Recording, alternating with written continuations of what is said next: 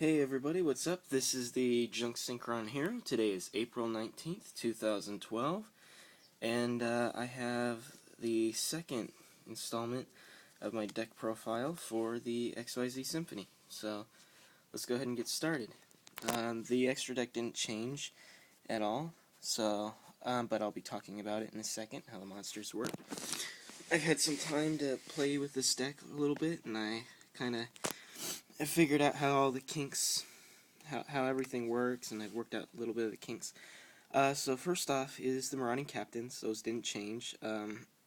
Basically, when they're summoned, they allow you to summon a level 4 or lower monster, special summon another one. So that's really great. So those are good right there. Really good. Next up is Elemental Hero Bubbleman, who was actually pretty useless up until quite recently. A lot of people are using him in Bubble Beat decks and stuff, but I use him in this deck just basically because if he's the only card in your hand, you can go and special summon him. He's a level 4 monster, so if you have another level 4 out there, bam, you got a rank 4 XYZ monster. Dog barking. I have a third Marauding Captain, so there's that. Next is 2 Kage to Kages. I actually wish I had 3. Basically, whenever you normal summon a level 4 monster, you can special summon this guy from your hand, and bam, right away, there you go, rank 4 XYZ monster. Honest is just kind of in here for Hope and Mellow Melody, the Brass Djinn. They're both light types, and if you don't want to use one of Hope's overlay units to protect himself, you could always use Honest. That's always a surprise. Next, I have a set of the gadgets. Like I said, I wish I had at least another set, but I don't. These guys are really awesome for this deck. Obviously, you're always going to have a monster in your hand, like at most times, because you play one and it lets you search for another. Excuse me. Next up is Tech Genius Werewolf. This guy's really awesome. Anytime a monster card is special summoned, you can go and special summon this guy from your hand. So he's really good for busting out more XYZ monsters. Next up is this guy, Spell Striker. He's a level 3, he takes no battle damage, and he can attack your opponent's life points directly, and best of all, he can be special summoned by removing from play a spell card from your graveyard. So this guy's really good. He'll help you to get out your rank 3s really easy. And then I actually took out one of my Trident Warriors, but I have 2 Trident Warriors now just because it kind of works better with just the 2. And when he's summoned, he allows you to special summon a level 3 monster from your hand. And that's why I added in the Feedback Warrior. He's pretty cool. Basically, when he's normal summoned or special summoned, he can turn another monster card into a level 3 monster. So, bring out Trident Warrior, then Feedback Warrior, turn Trident to a level 3, and boom, you got yourself a rank 3 XYZ monster. And most of the Djinns are rank 3s. So, anyway, let's get to the spell cards. 3 Star Changers, pretty basic. You can increase the level of a monster by 1 or decrease it by 1. Obviously, you can use this for yourself, or you can use it against your opponent. It's really good for interrupting like XYZ summons. You could make one of your opponent's monsters level unequal to the other. It also is pretty good at disrupting synchro summons.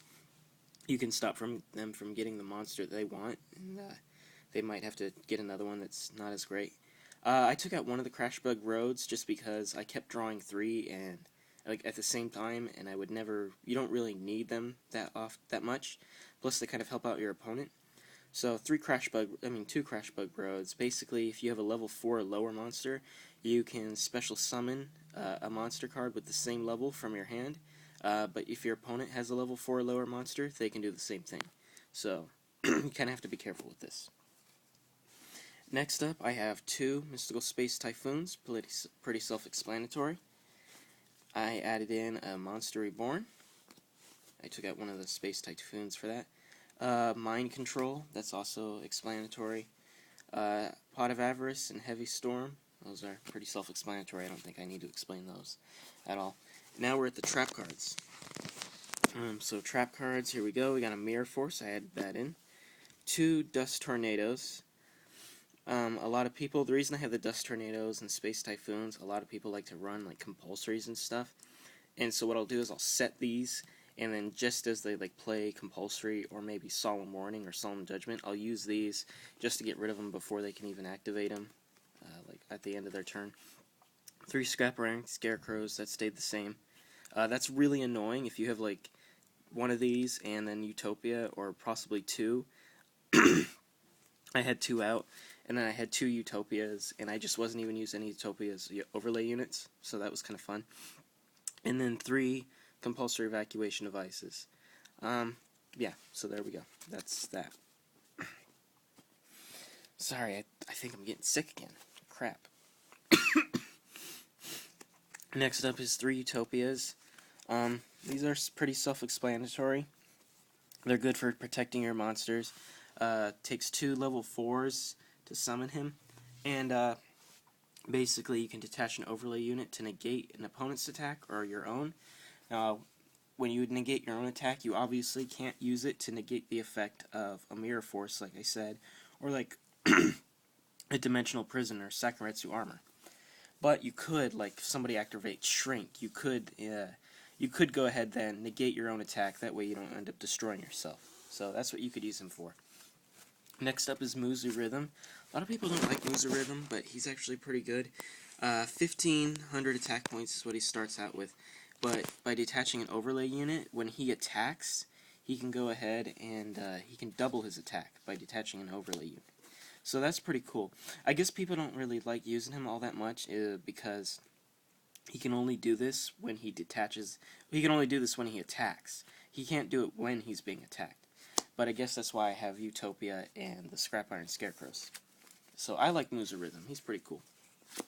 10 Tempo is amazing. I haven't had a lot of chance to use 10 Tempo, mostly because some of the people I've been playing don't use XYZ monsters.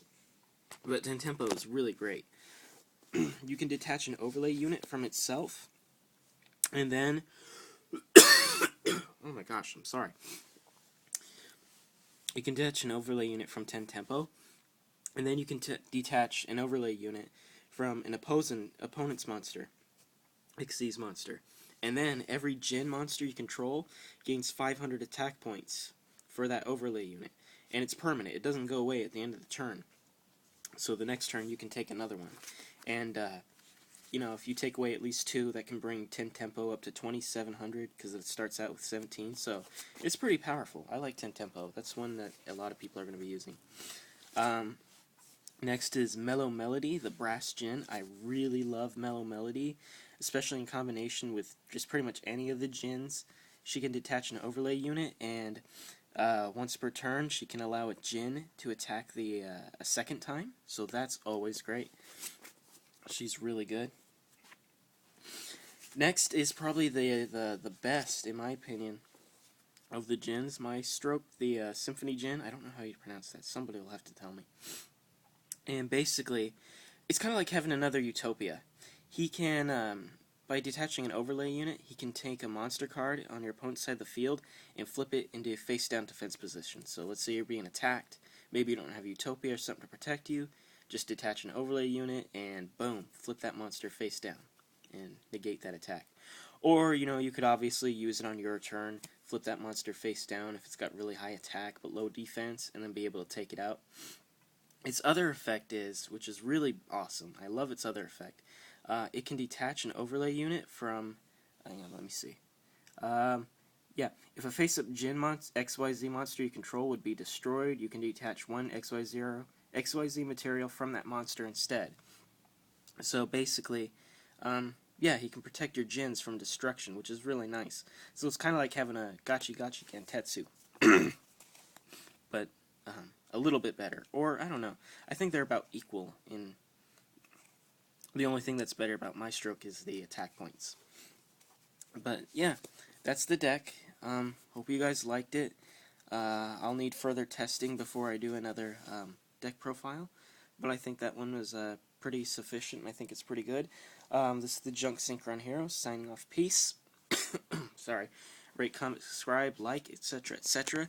If you have any comments or suggestions as to how I can make this deck better, please go ahead and let me know. I like good constructive criticism.